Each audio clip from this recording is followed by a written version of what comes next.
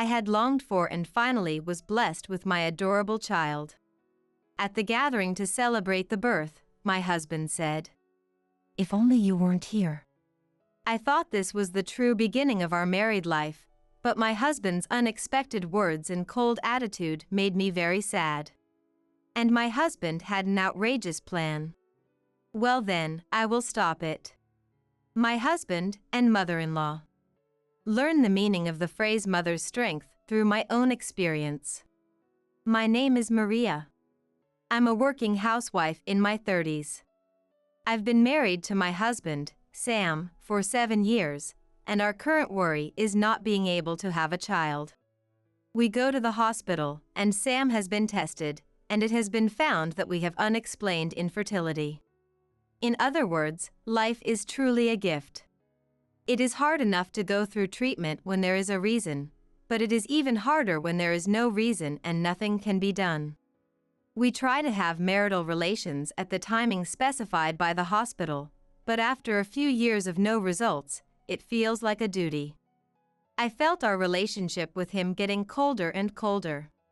This kind of thing tends to be more upsetting for the husband than the wife. So I tried to act cheerful and not show my desperation, but it seemed to have no effect on him. He began to sigh more and more when I told him the timing from the hospital. When he acted like that, it made me unhappy too, so we ended up not trying at the right times. Naturally, we didn't have a child, and our relationship got even colder. At first, he expressed his feelings with sighs, but recently he started saying it out loud. What's the point of trying at the right time? Marital relations are meaningless. I'm tired from work. I can't just conveniently adjust to the timing. Men are sensitive. He would say such unpleasant things. Even though I know that children are a gift, I couldn't imagine a child coming to such a cold marriage. Eventually, I started to give up too. But Sam's snide remarks were not the end of it. Still no children? It's Maria's fault, isn't it? The one shouting such words angrily was my mother-in-law, Lisa. A daughter-in-law who can't even have one child is useless. It was my father-in-law, Tony, sighing with a face that looked like an aged Sam. Every time we met. Children?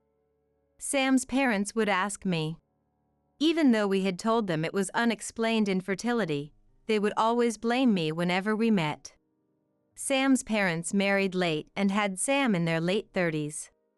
So they are in their 70s now, but still have old-fashioned thinking. Blaming only me for the infertility is outdated, and blaming me when we don't know the cause is ridiculous. But his parents are mysteriously confident that they are not wrong. Maria, don't you have any charm as a woman? What? What? Suddenly, she continued to the dumbfounded me. You don't know the cause? It's obvious. It's because you don't have any charm. If you were an attractive woman that could make Sam feel like it, you'd have children in no time. What? I don't understand. It's the first time I've heard that attractive women get pregnant easily. But Lisa just wanted to make the infertility all my fault. You're getting careless in your 30s. Doesn't Maria's belly look like early pregnancy? That's not true. I was shocked to hear her bluntly say something I was sensitive about. She could say such insensitive things without hesitation. Then, how about you, Lisa? I was so angry that I blurted out. When you gave birth to Sam, you were in your 30s too, weren't you? You must have been very charming. It was a complete sarcasm. Because when we got married, I was shown pictures of Lisa and knew what she looked like when she was younger. Lisa has always been plump, even before giving birth and during her single days. I'm not saying there's anything wrong with being plump, but if she criticizes my body shape, it's only fair to point out her past figure. Yet Lisa, Tani was crazy about my body, casually says. And she says it with a strange sense of pride. Some people do prefer plump women, so I looked at Tawny, but he seemed to have a complicated expression. No, that's not true. Tawny seemed to say, but maybe it was just my imagination. Lisa, oblivious to this. Tawny said he absolutely wanted to marry me. He even said he'd end his life if he couldn't. He was really obsessed with me.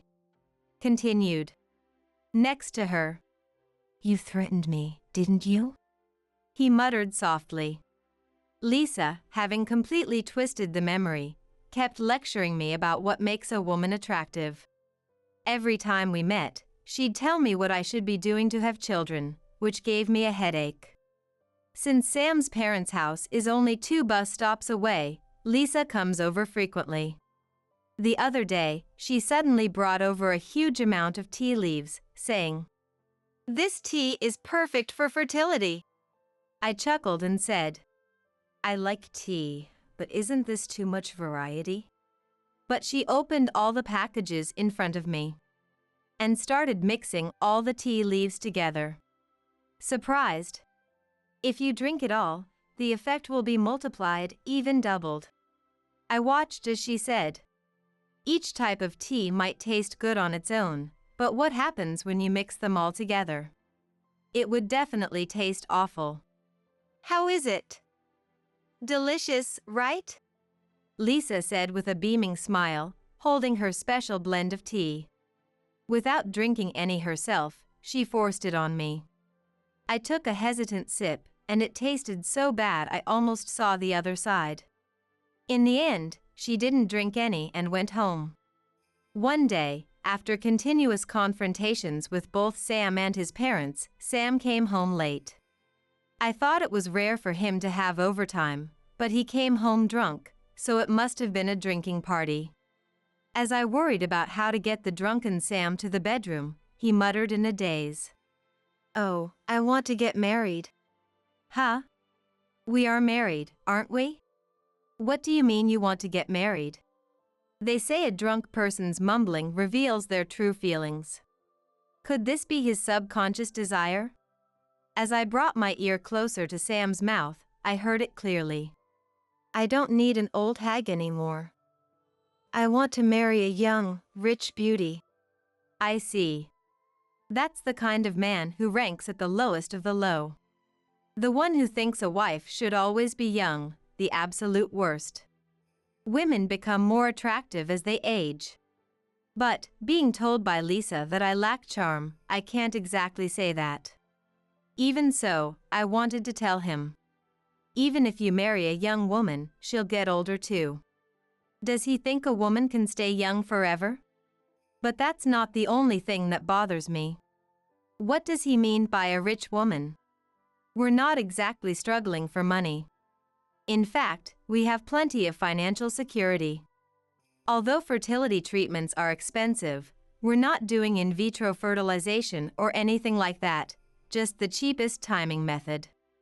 Neither Sam nor I have expensive hobbies, and we don't go out every weekend.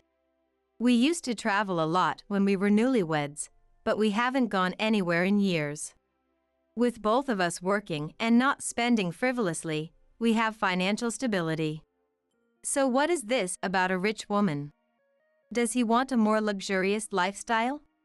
Even so, he should have consulted me first, and wanting to marry a younger woman is absurd. I can't accept Sam's wish, but there's no point in telling a drunk man that. I was frustrated but held it in for the day. One day, while I was still pondering over Sam's true intentions, I found out that I was pregnant. What? No way. I wasn't crying with joy, just standing there in shock. Marital relations had dwindled, and I had even stopped going to the hospital, so this was unexpected. I thought my period was late, so I took a test, and sure enough, there had been a time when we had relations. But to think I got pregnant from that one time after such a long gap.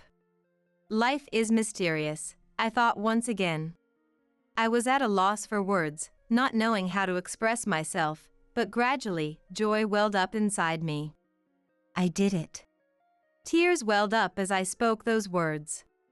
I hurried to tell Sam. But lately, he had been coming home late more often.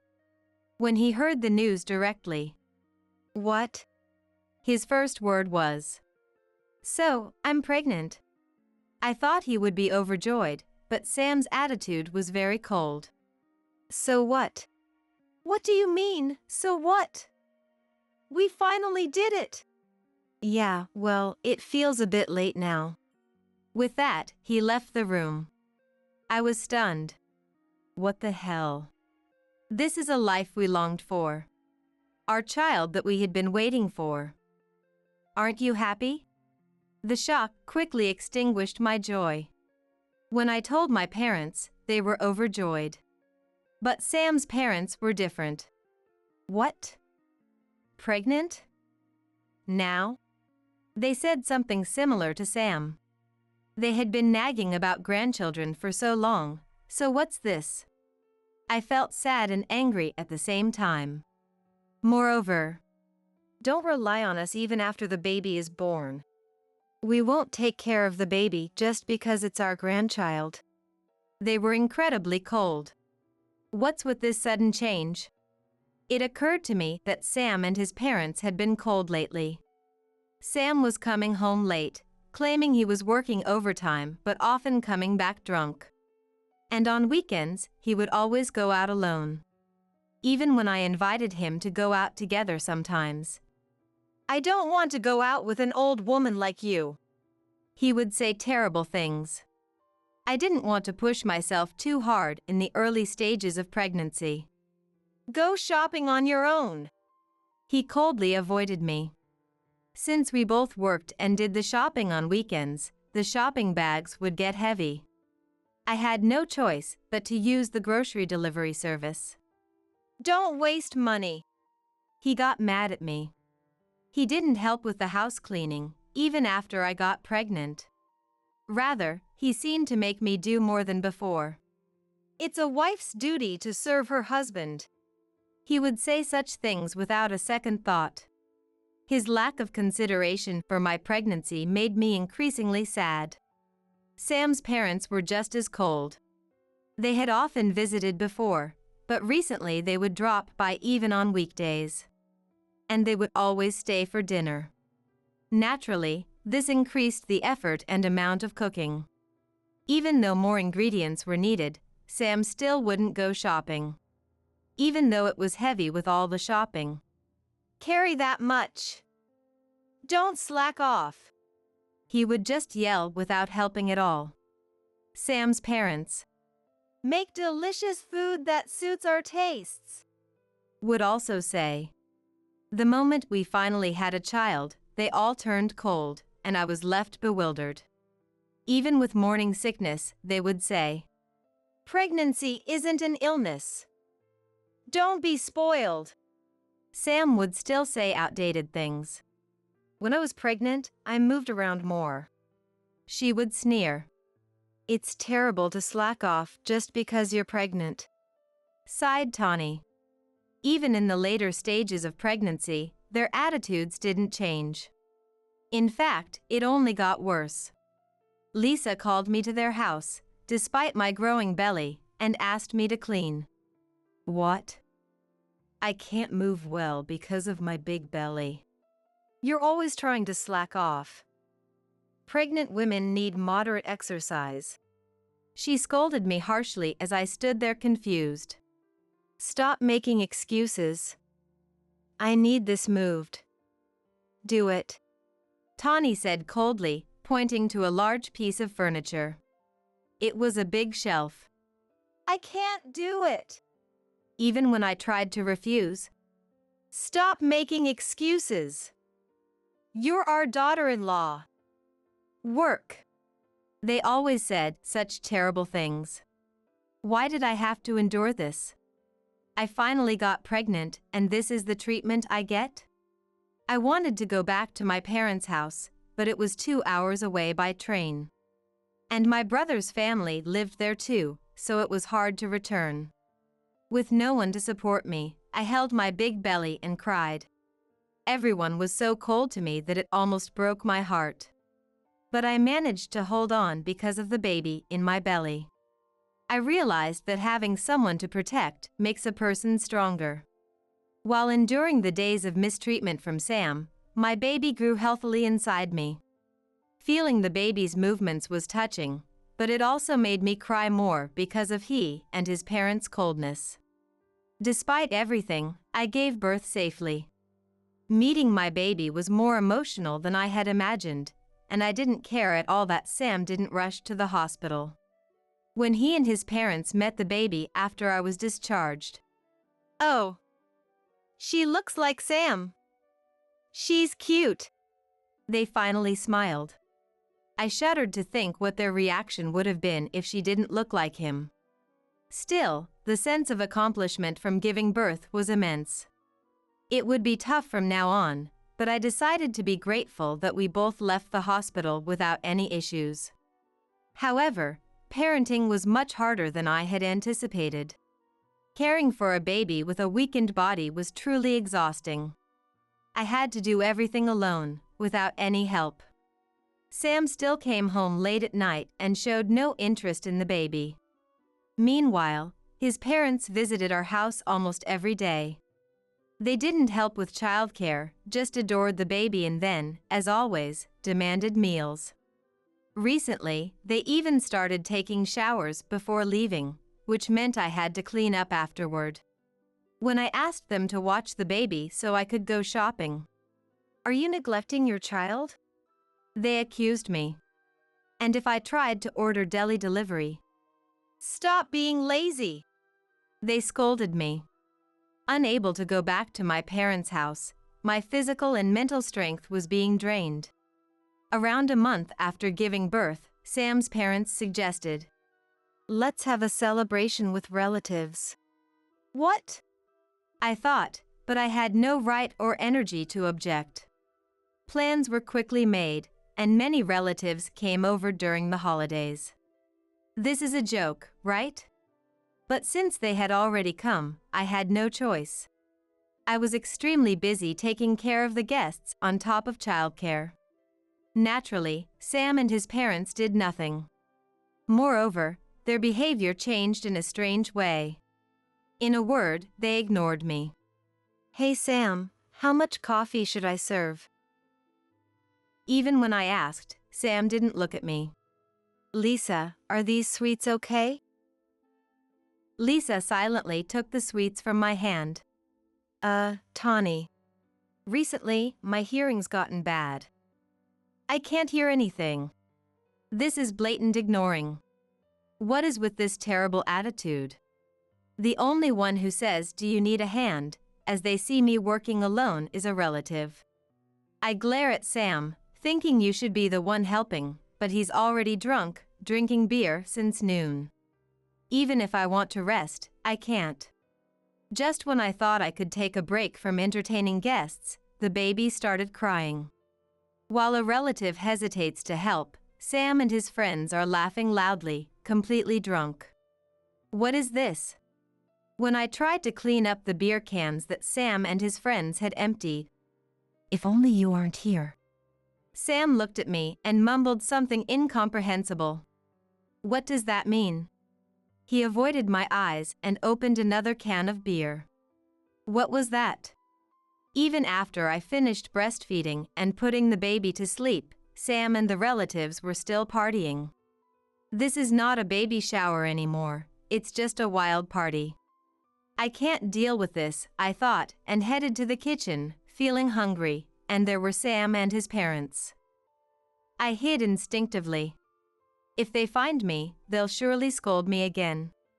I braced myself but sensed something strange. Without noticing me, the three of them were whispering together. This must be a bad plan. I decided to eavesdrop. "She's also reacting well," Sam said. "I see, she has a good income too, not bad at all," Tawny answered with a smile. "She's young, slim, and beautiful. Just like I was when I was younger," Lisa said. "No, Lisa, you were a bit fuller." What are they talking about? Then Sam seemed to smile nastily. So, Dad, you have no objections either? Yeah, young and rich is the best combination. That's right. Being young means she has more energy. She'll do more than that useless daughter-in-law. Sam's parents nodded at his words. However, if we divorce, it could be our responsibility. My heart skipped a beat at that moment.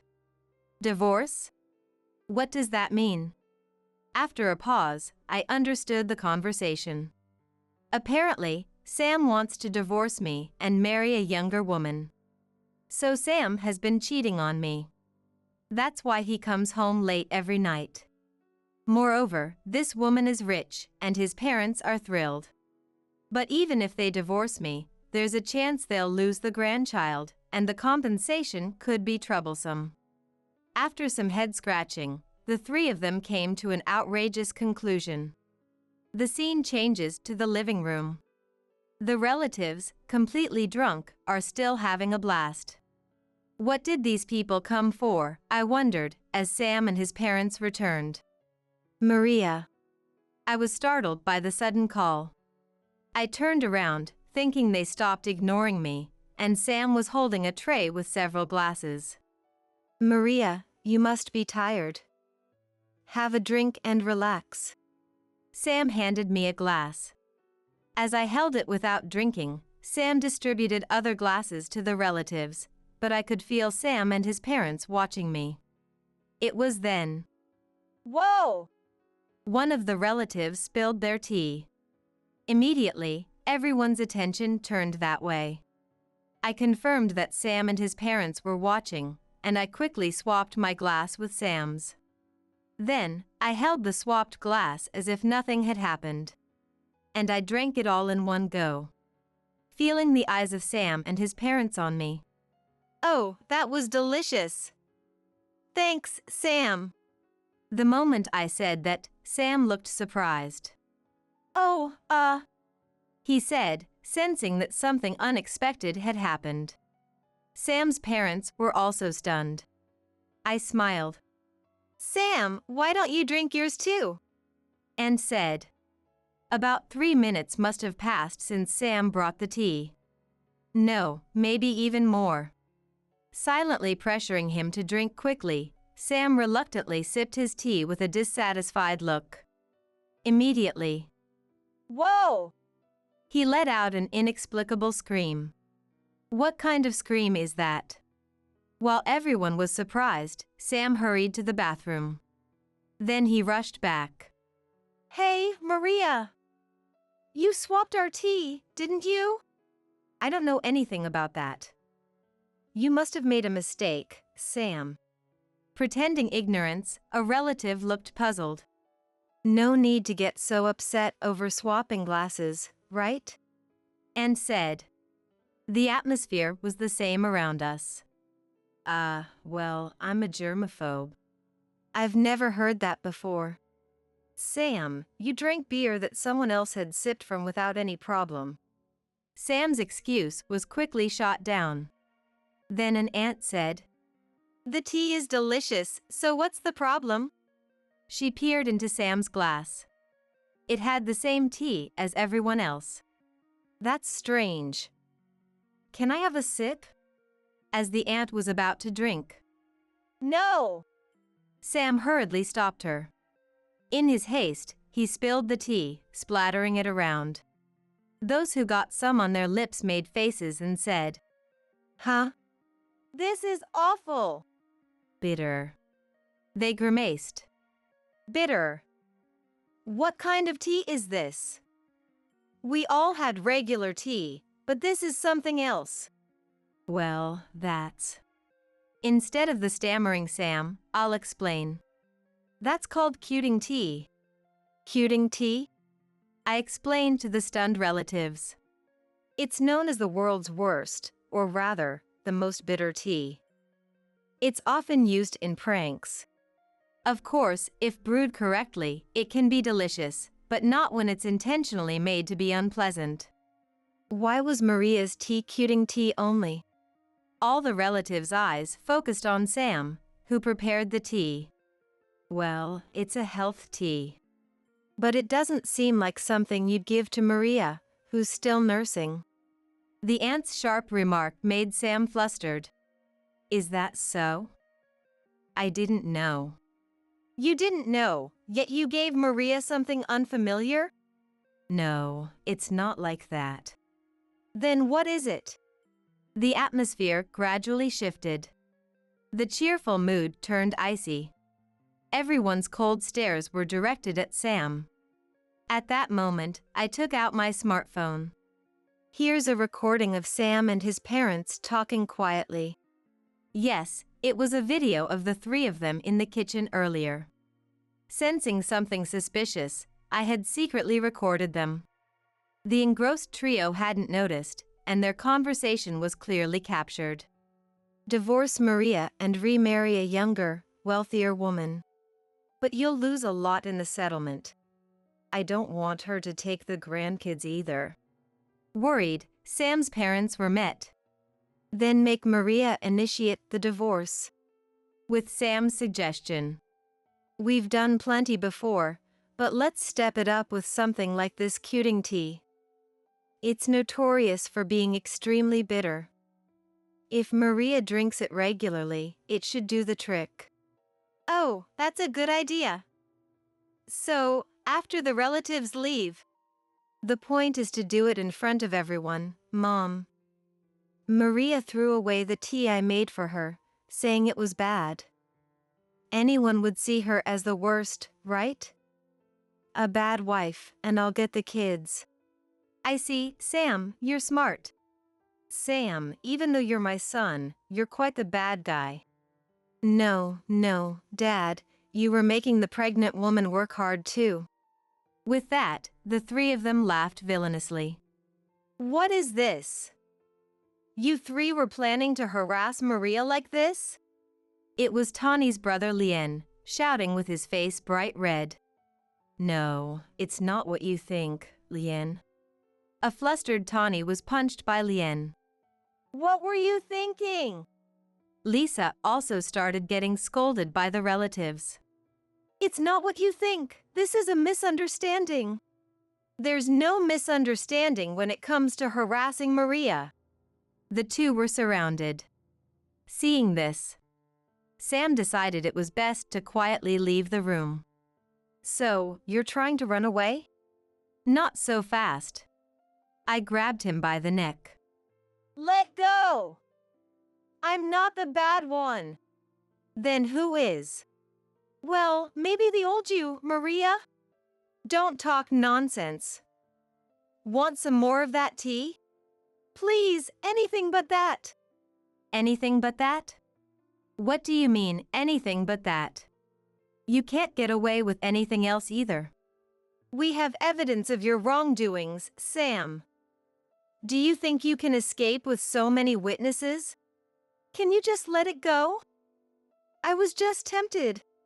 The world isn't that easy. Want some tea? I don't want any. I offered him the bitter tea of life, but Sam shook his head vehemently. Then, please divorce me. No. Why? You want a divorce, right? I don't want to pay compensation. This statement made me furious. I told you, the world isn't that easy. Drink the tea. I pressed the glass to his cheek. And, you need to pay back the money you used from our savings. What? How do you know about that? Who uses our joint debit card for groceries and living expenses? You. Then how could I not notice? You're right. I had been wondering when to confront Sam about his money misuse. With a baby on the way and more expenses coming, a large sum had mysteriously been withdrawn. I suspected something was wrong, but only realized it today. He was using our money on his affair. Your girlfriend is rich, right? I pretended to be rich too. Otherwise, she'd leave me. Isn't that fraud? I just wanted to marry rich and live a luxurious life. So, you earn enough. Don't you? No, I don't. How much more does he want?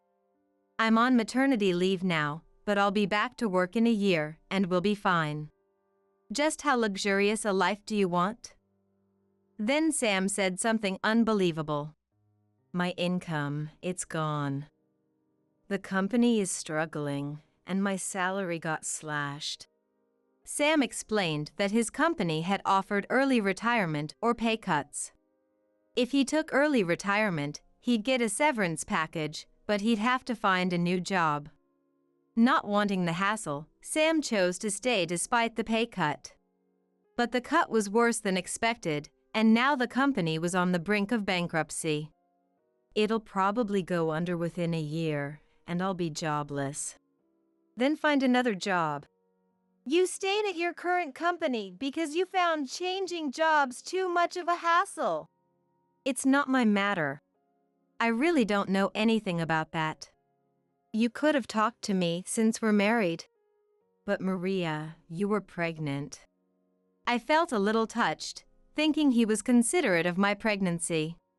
He was venting his stress by harassing useless, pregnant Maria. If he talked to you, he couldn't have done that anymore. Take back that feeling of being touched. My feelings toward Sam had already hit rock bottom. So, my decision was made. Okay. I'm divorcing you. I'll be demanding compensation and child support. Maria, you're a demon. I don't want to hear that from you, Sam, who tried to drive me out with harassment. He went silent, his eyes brimming with tears. Finally, venting my pent-up frustrations made me feel relieved. I could see Sam's parents, also with teary eyes, being scolded by relatives from the corner of my eye. After that, the divorce proceedings went smoothly. Using my savings from before marriage to hire a lawyer, the divorce was finalized surprisingly quickly. With the compensation, child support, and the return of misused shared assets, Sam's house became mine. Naturally, the remaining couple's savings also belonged to me. Having lost everything, Sam returned to his parents' house. I don't care about Maria. I have a rich girlfriend. It was shocking how unfazed he was. The ex-husband didn't quickly remarry as expected. When I contacted relatives who attended a celebration disguised as a baby shower to apologize for the trouble, they updated me on his family's situation. Actually, his new girlfriend apparently had a lot of debt. What? According to Sam's aunt, the woman pretended to be rich just like him.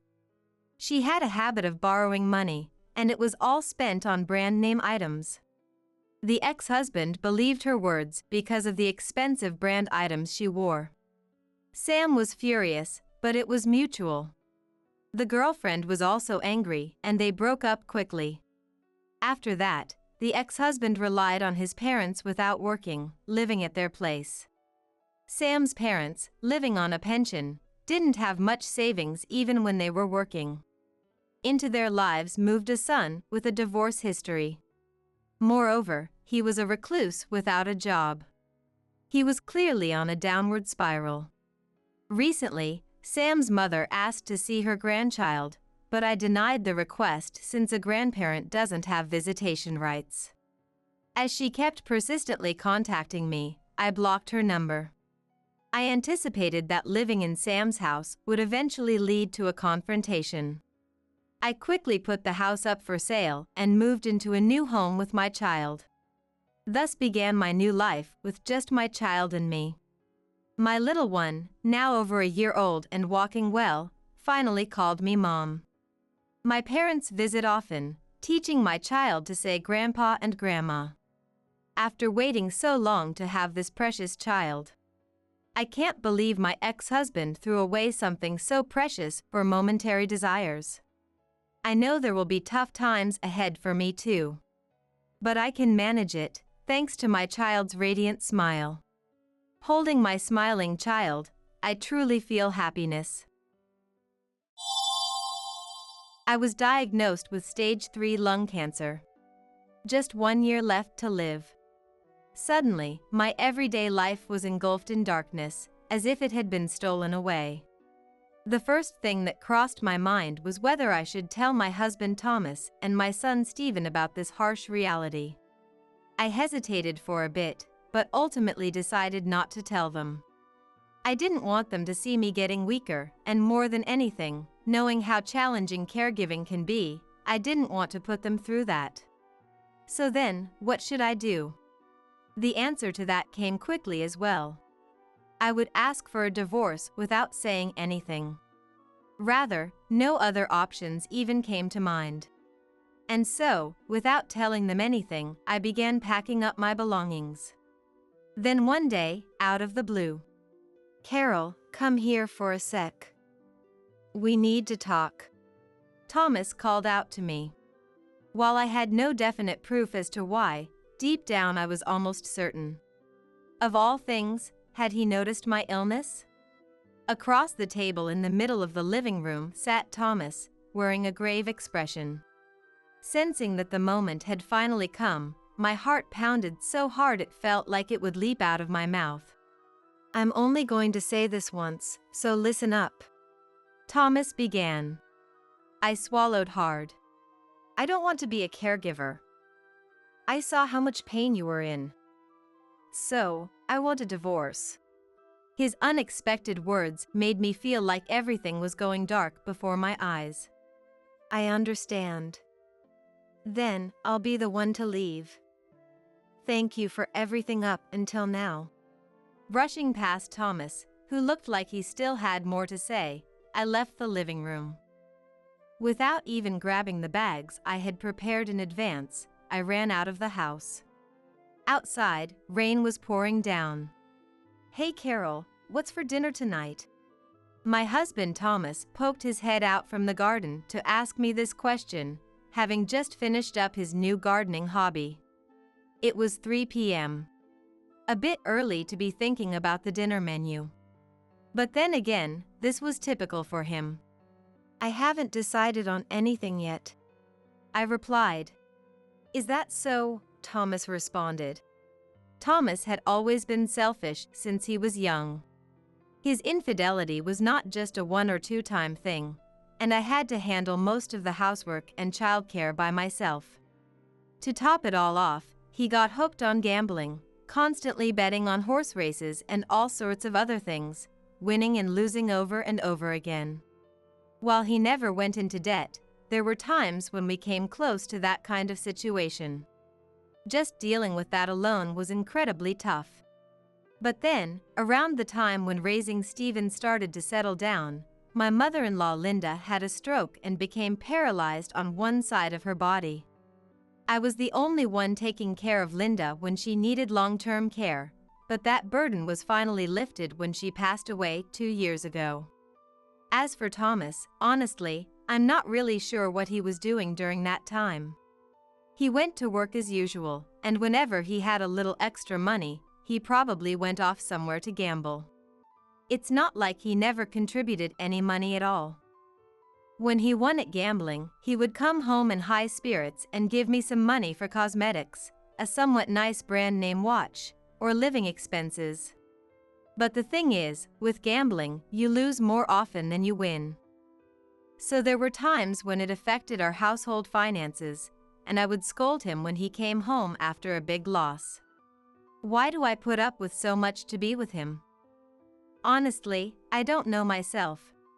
After he reached retirement age, maybe he had a change of heart. He finally stopped cheating, and his gambling was reduced to just enjoying the occasional horse race. On the other hand, it was surprising that Thomas took an interest in gardening, but it's a far healthier and more wholesome hobby than gambling. Seeing that, I felt relieved deep down. And so, as we reached the second half of our lives, we were finally blessed with some peaceful days. Then one day, sometime after that, a loud yell suddenly rang out, shattering our tranquil daily life. "Oh, Carol! I hit it big!" The red ballpoint pen Thomas was holding clattered to the ground. "What? What happened?" His voice was so loud that I ended up yelling back. I got a $1,000 payout on the trifecta. Apparently, he had hit a huge jackpot. Certainly, his biggest wins until now had been around $300. But this time, it was a high-stakes payout of $1,000. Thomas was overjoyed like a child. I know, Carol. Let's go on a trip with this money. Huh? A few days later, as we were discussing it, he came home with a large sum of money in hand. It's not a very reassuring amount for retirement savings, but it's certainly not a small sum either.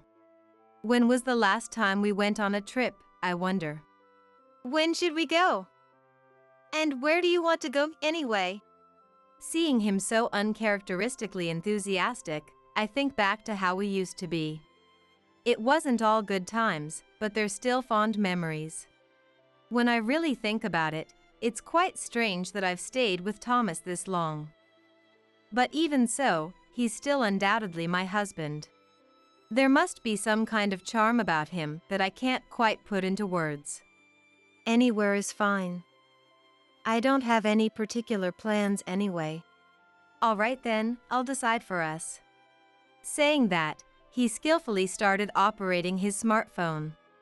I still haven't gotten used to it no matter how much time passes, and I can only use the bare minimum functions. But he has mastered it. Hey, how about we go overseas for a change? At our age, that's a bit much. I see. Then let's keep it domestic. It doesn't quite feel like him, but I don't have a bad feeling about it. The thought of being able to spend our time leisurely and peacefully like this from now on makes me a little happy. Since we have the opportunity, it might be good for us to talk about our future life together while on the trip. He's calmed down a bit too, so he probably won't suggest anything crazy. 1 week before the trip. While getting ready, I suddenly felt something off with my body. In that instant, an intense pain assaults me simultaneously from my abdomen and the opposite side of my back, as if being crushed. Almost at the same time, a black darkness rushes in from the edges of my vision. Before long, it filled into the center. When I open my eyes, I see the face of my son Stephen. Huh, Stephen? What are you doing here? What do you mean? What am I doing? Mom, you collapsed. According to him, I had apparently lost consciousness in the bedroom and was immediately carried to the hospital. Come to think of it, he had said he was coming home today. The thought of what might have happened if he hadn't been there is terrifying. It's noisy all around, with several nurses bustling about in addition to Stephen. It seems to be a grave situation of some kind. Is it my fault that things are in such a flurry? I ponder with my muddled mind. The answer is extremely hazy and doesn't come to me properly. Somehow managing to finish gathering my thoughts, a dull pain ran through my abdomen as if I had just remembered it. Unable to bear it, I press on my stomach. What's wrong? Are you okay? I'm fine. It just hurt a little. I try to put on a brave face so as not to worry Stephen, but pain is pain. If I do end up being diagnosed with something because of this, I want to keep it from Stephen. And of course, from Thomas too. I don't want to cause them any unnecessary worry because of me. I don't want to show them my weakening self either. Having them take care of me after how challenging it was is out of the question. With that single-minded determination, I somehow managed to stay conscious. After that, I underwent several examinations and was admitted to the hospital that day. I told him I was fine and sent him home to pack some things for me. I also left a message for Thomas, telling him to let him know it was just for testing and hospitalization. All I could do after that was pray that nothing was wrong. That night, a middle-aged male doctor in a white coat walked over to me and quietly sat down. Seeing his face, I instinctively sensed it was bad news. His expression was that gravely serious. Miss Smith, please listen calmly. That's the usual line, I thought to myself. My intuition turns into certainty. Okay. We found cancer. It's stage 3 pancreatic cancer. Removal of the cancer is impossible. This must be what they mean when they say everything went dark before their eyes. It must have gone dark like this right before I actually lost consciousness too, but it's completely different from this darkness now. The despair was on a whole other level. I see. Cancer. All the various noises that had been busily ringing until then were cut off, and I could barely make out the doctor's words. The reason for all the commotion seemed to lie with me after all. You have 1 year left to live. And then the crushing final blow, the pronouncement of my remaining lifespan. Amidst the silence of the surrounding sounds, the only thing I could hear clearly was the sound of something crumbling inside me. Collapsing like a tower of building blocks. 1 year. It wasn't much to begin with, but all our plans for retirement have been ruined. No, in fact, retirement itself has vanished. I can only imagine how you must feel. What exactly can he imagine, I wonder? Amidst the swirling questions and confusion, my unwarranted anger is directed at the doctor. You could be admitted to the hospital right away, but I'm sure you have various things to take care of. Let's suppress the progression with medication for a while. After that, we can consider treatment options. But for now, I understand. That's all I could say in response. Later, Thomas and Stephen came to visit me at slightly different times. Hey, Carol! You all right? I'm fine. I just fell and got a little injured. You're making too big a deal out of it. I said that, but Stephen's gaze, knowing that it was different from the truth, was painful. After returning home once, a sigh escapes in front of the suitcase that was in the middle of being packed. The first thing that comes to mind is whether I should tell them about this reality. I agonized over it a little, but in the end, I chose not to tell them.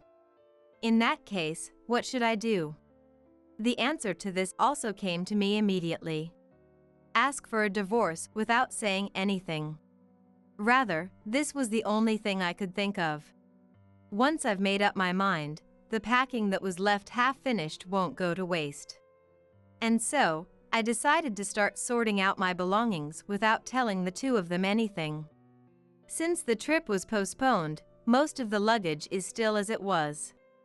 Thomas was disappointed at first, but considering the circumstances, he kept it from showing on his face. Then one day, as I was switching to packing to secretly leave and working on it, Thomas appeared in the bedroom. Carol, come here for a bit. We need to talk. A sudden summons. While I have no definite proof as to the reason, deep down I have something close to certainty. Of all things, has he noticed my illness? Across the table in the center of the living room sat Thomas with a grave expression. My heart was pounding so hard it felt like it would leap out of my mouth at any moment. I'm only going to say this once, clearly. I swallowed hard. I don't want to be a caregiver. I saw how much pain you were in. So, I want a divorce. His unexpected words made me feel like everything was going dark before my eyes. Could it be that he heard it from Stephen?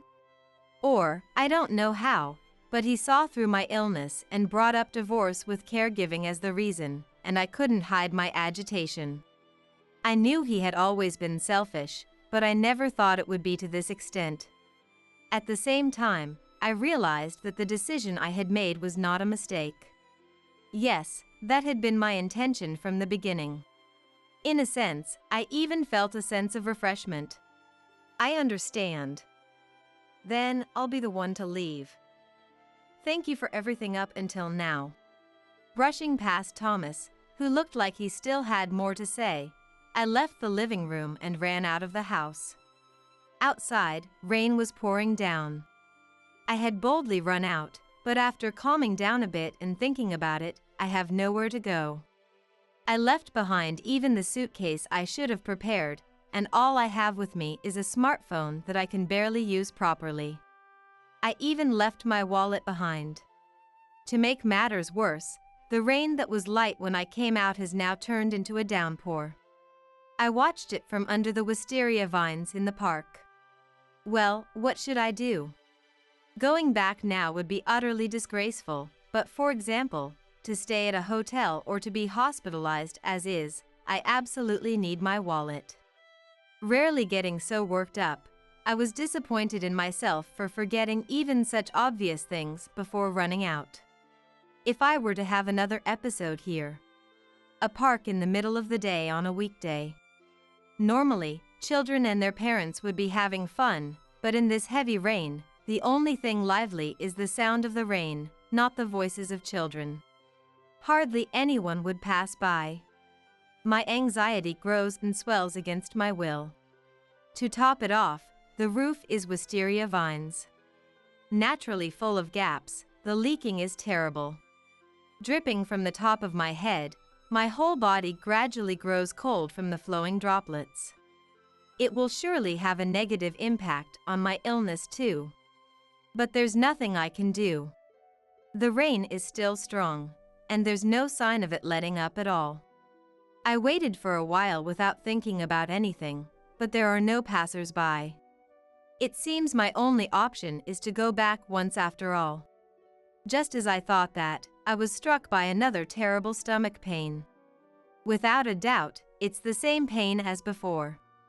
My apprehension was not unfounded. I might lose consciousness again. No, if that's all that happens, it would still be better. I somehow reached for my smartphone, and that's when it happened. There you are! Mom, what are you doing? In a place like this? Amidst the heavy rain, Stephen's voice coming from afar kept me tethered to consciousness. Once again, I was saved by him.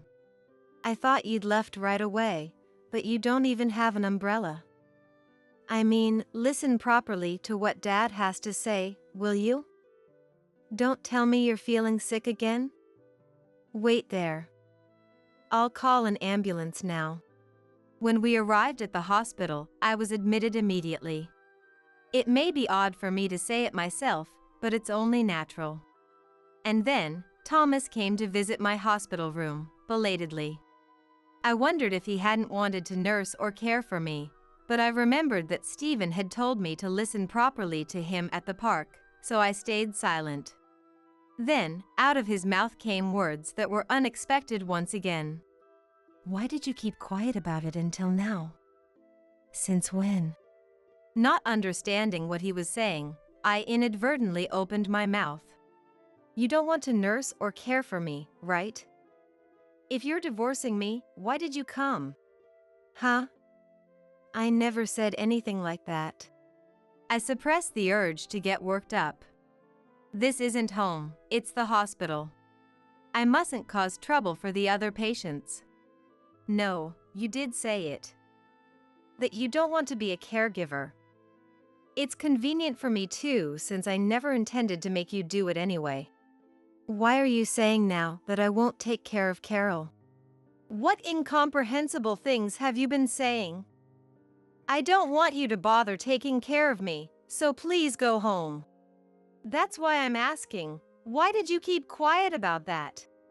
Both Thomas and I end up getting agitated. Even knowing it will cause trouble, I can't help but raise my voice. Even so, our conversation just isn't meshing at all. What is Thomas trying to say, I wonder? Then, as if unable to stand watching any longer, Stephen interjected. Wait a minute. Listen, okay? Take turns saying what each of you is hiding. I'm not saying anything precisely because I know both sides. Have a proper talk, right here and now. In the end, even he is saying strange things as well. With that, he left the room. I had no idea what was going on, but for now, I explained my current condition, lying in a hospital bed. honestly and calmly, no matter what. Stage 3 pancreatic cancer, huh? I see. What are you hiding? Well, I was told I have lung cancer too.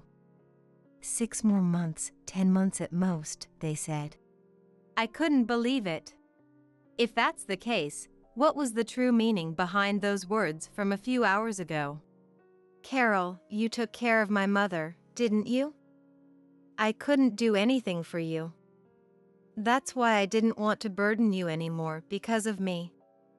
So, I said I didn't want to make you be a caregiver. I didn't know that even you had gotten cancer. Hearing his confession, my emotions were in turmoil, but the first thing I thought was that his lack of communication was unbelievable. If he had properly explained the situation, we wouldn't have been having this conversation in the hospital room, at least. Then you should say that more clearly. I'm sorry. I didn't want to tie you down at this age, Carol. That's why I was planning to go on one last trip and tell you everything then. I thought rather than having you take care of me, I wanted you to do more of what you like. He pauses for a moment before continuing. But to think that even you would get cancer. What are the chances of that? In the end, we had been thinking the same thing.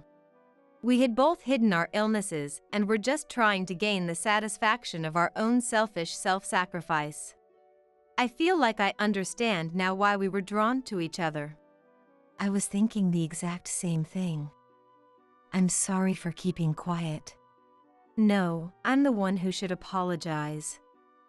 I'm sorry for always causing you trouble. If it's all right with you, Carol, would you stay with me for just a little longer? I know I'm saying something selfish. But if we both have short lifespans, I want us to do what we want to do, together. In this situation, I couldn't find any particular reason to refuse. More than anything, I couldn't help but feel that this exchange was ridiculous, and I couldn't help but laugh. What? I'm being serious here.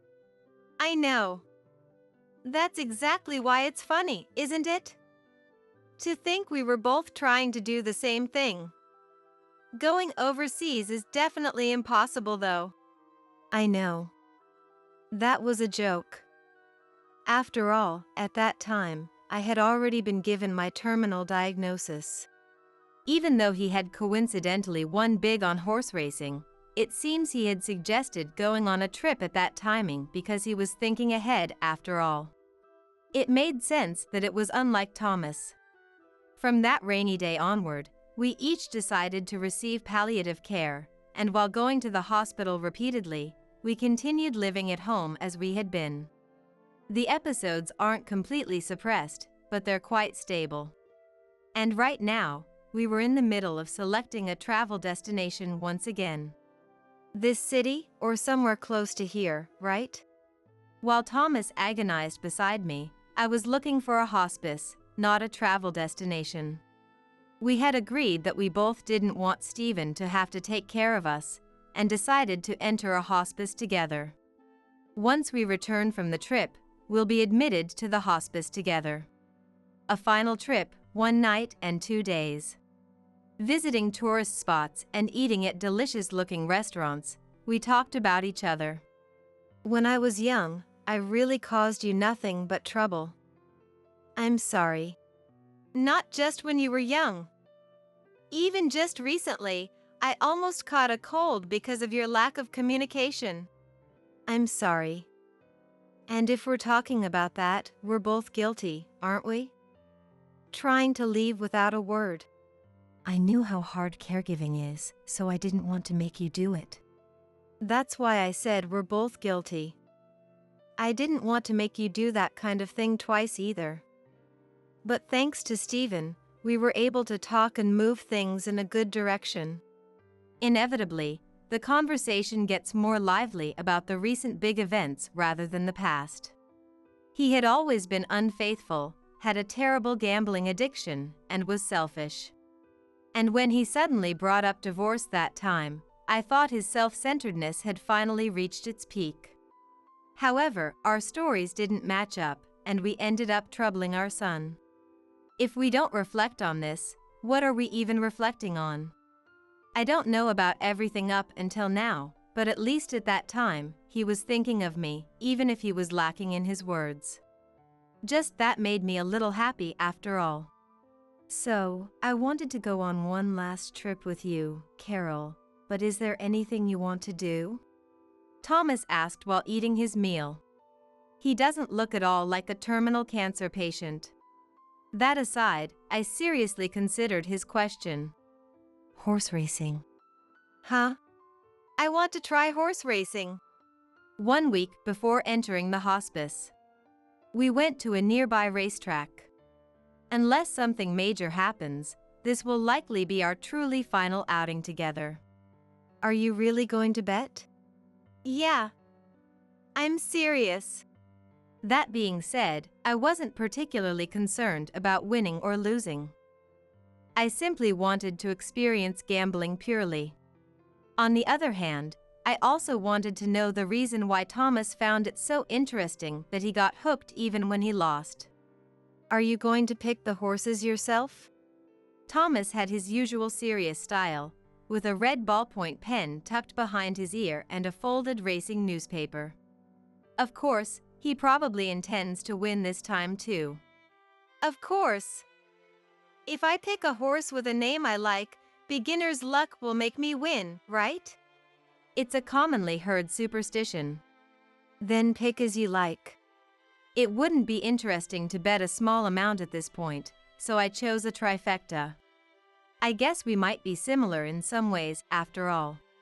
The fanfare resounded, and the venue was greatly excited. Just being able to feel this excitement on my skin made me feel like it was worth coming. No way! You've got to be kidding me! The numbers and their order being announced sound familiar. Let me see that for a sec. I didn't even need to know the results anymore. You actually won! The payout was an unbelievable $2,000. Double the highest payout amount Thomas had ever won. And so, we enjoyed our brief remaining time and finally moved into the hospice. It's a nice place with attentive care and facilities. A much cleaner place than I had imagined, and I really took a liking to it. If Stephen hadn't come to pick me up on that rainy day, we probably would have passed each other by and wouldn't have been able to come here. In my case, I might not have even been alive in the first place. And now, I get to be with the person I love most, with whom I've shared joys and sorrows for decades. We were able to make our final memories too. It was the best possible end of life. This is a nice place. I still can't relax, but I guess I'll get used to it eventually. Thomas mutters to himself. Because I'm in the same position, I can understand the emotions packed into those words. How much longer will we be able to live, I wonder? I felt the exact same way. It's not hard to imagine that if we couldn't be together, we would have been crushed by anxiety. But now, that wasn't the case. If I believe the doctor's words, he will likely be the first to face his final moments. But that doesn't mean I can let my guard down. I don't even need to think about what would happen if I left him alone. I have to live with all my might so that I don't end up leaving him behind, unreliable as he is. Thomas's self-centeredness is probably more incurable than cancer, so he'll surely be the one to leave me behind.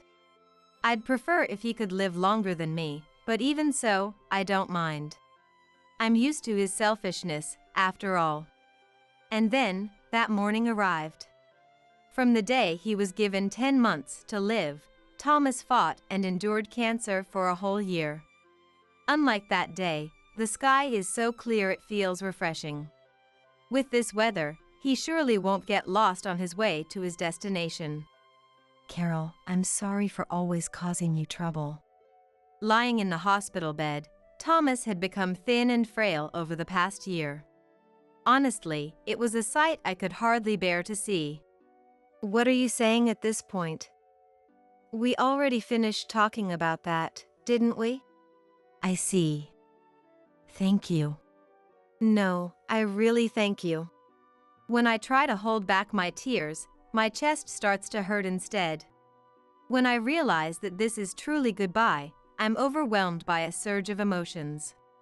But I'll be joining him soon too. Thinking that, my chest feels a little lighter. Because we'll surely meet again soon. Dad, you did well. Rest in peace. Good night. I'll be joining you soon too, okay? As Stephen and I, along with the doctors and caregivers, watched over him, the starting fanfare resounded.